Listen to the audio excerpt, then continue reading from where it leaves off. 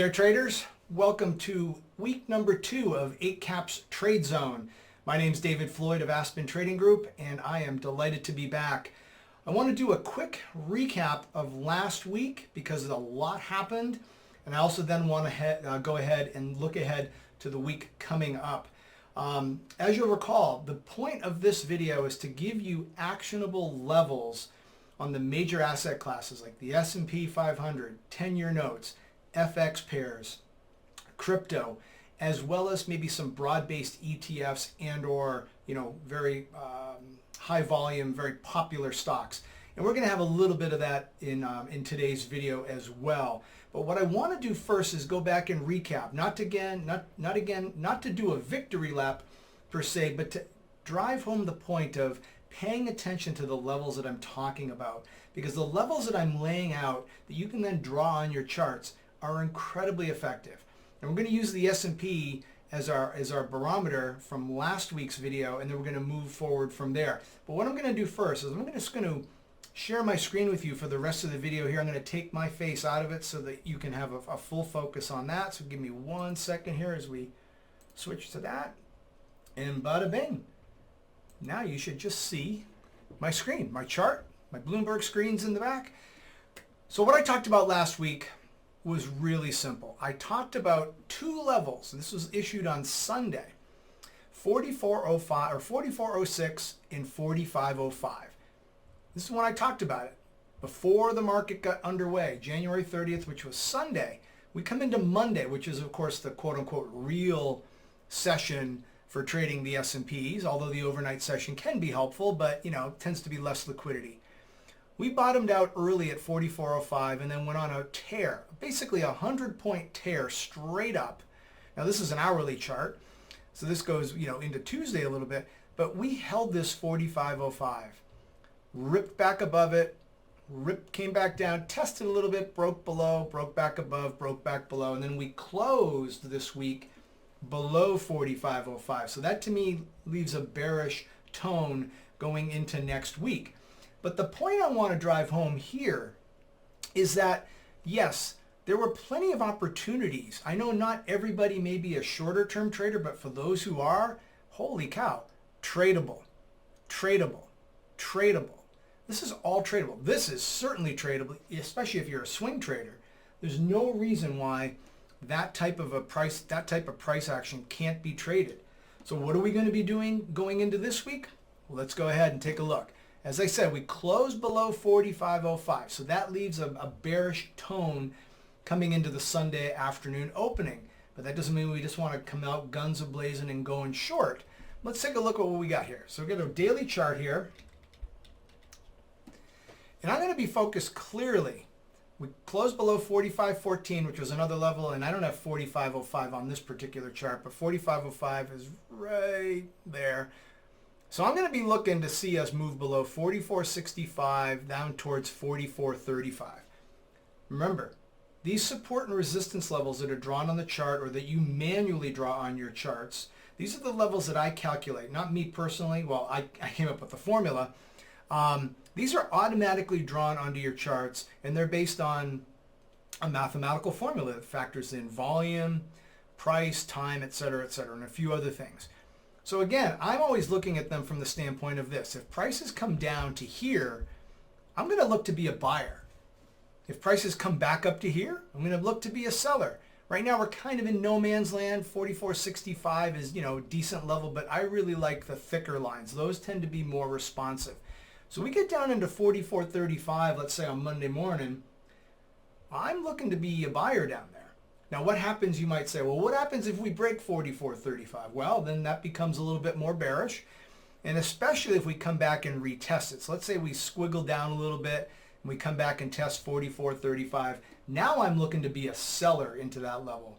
Support has now become resistance. And remember, there are 4 color-coded levels that you want to be, or that are on your charts, or can be on your charts.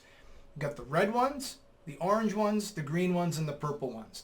In terms of ascending order, they're all important, but the green level would be, let's say, the least important, and that's not saying they're not, but in terms of relativeness, we go from green to orange to red to purple.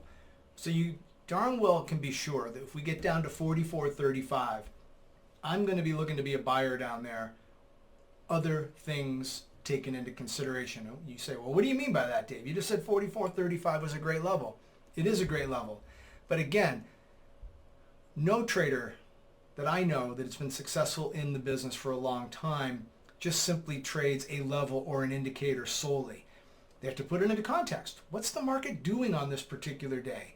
Does the market not feel as weak as the numbers are showing? And I know that sounds a little bit subjective, and it is. But don't just blindly buy and or sell the levels. Take it into context. But if we're weak and we're starting to slow down, let's say the selling is starting to slow down, the momentum as we come into 44.35, maybe the internals are starting to improve, I'm a buyer into 44.35 because that's where you're going to get the most reaction. Playing for a break below that, if we come down here and you think it's just going to slice through that level, that's probably not going to happen. We've already moved from 45.86 down to 44.35, so a 150 point move. Odds are there's not a lot of selling pressure left at that point. I want to be a buyer. Conversely, if prices are coming up here, let's say back to 45.14 or 45.05, I want to be a seller. We're now below the previous support. So those are the two key levels that I'm going to be looking at as we come into Sunday. Let's go to FX. FX was really, finally, I should say, on fire last week. It's been pretty quiet for a while now, but you'll note in last week's video I talked about the Aussie Dollar and the Euro Dollar. So let's take a look at take a look at both of those. Let's take a look first at the Australian, the Euro Dollar. I said anything above 111.87 and I want to be long. Well, sure enough, we ripped higher.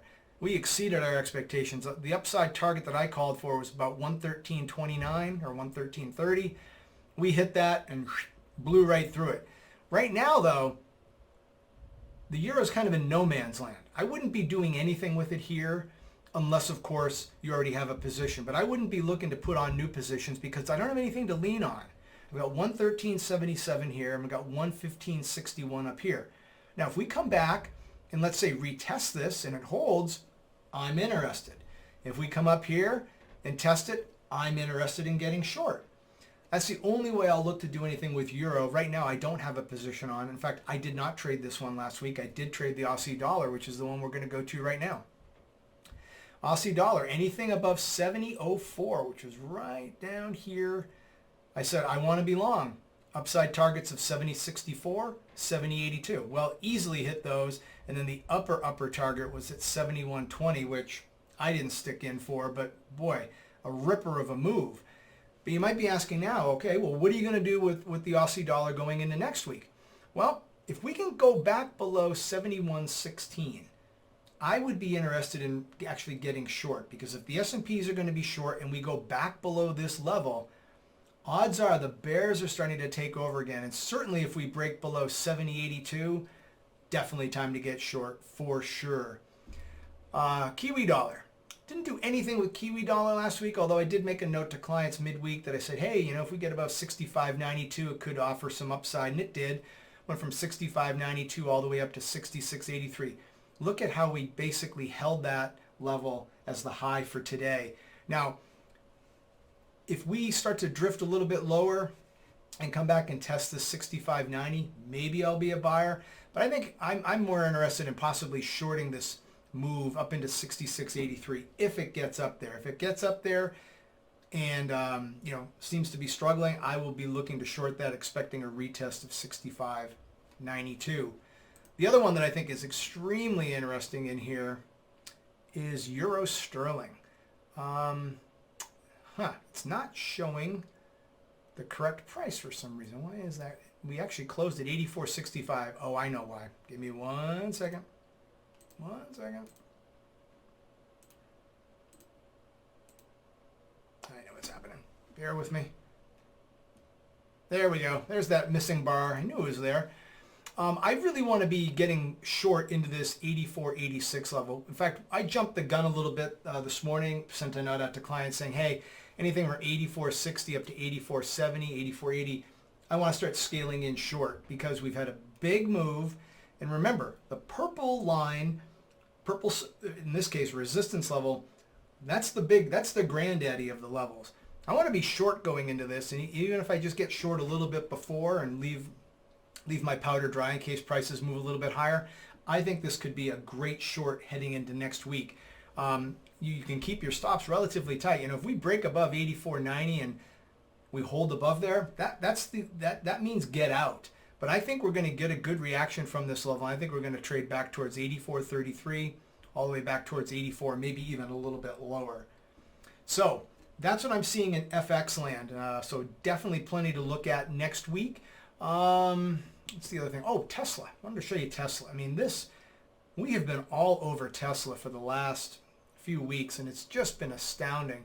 I have been so clear on 935 and 975. Unless we can get above those levels, the Tesla bulls have nothing to talk about. And given the fact that this move down has only been, the only result of that big move down and holding this 835 support has been consolidation.